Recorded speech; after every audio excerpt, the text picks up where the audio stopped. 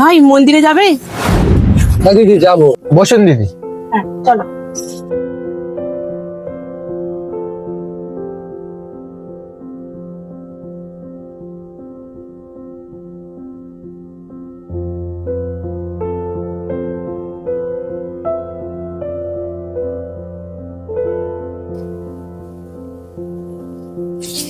এ নাও ভাই প্রসাদ।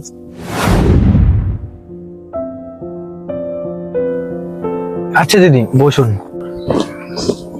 আচ্ছা ভাই, আমি না প্রতিদিনই মন্দিরে আসি, তুমি আমাকে প্রতিদিন মন্দিরে নিয়ে আসতে পারবে? হ্যাঁ দিদি পারবো।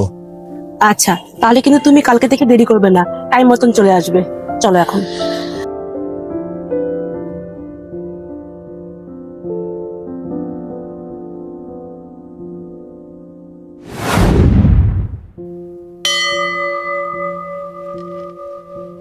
এ নাও ভাই প্রসাদ।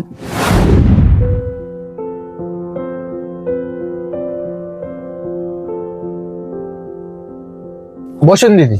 হ্যাঁ চলো।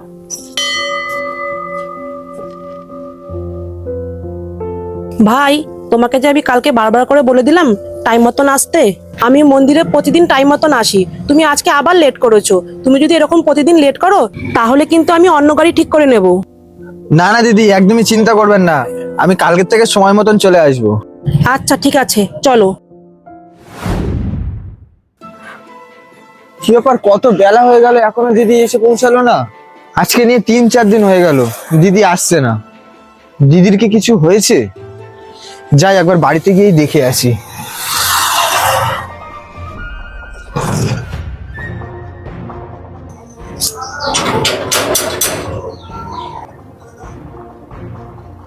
হ্যাঁ ভাই বলো, কাকে চাই? দাদা, আপনি আমাকে চিনবেন না।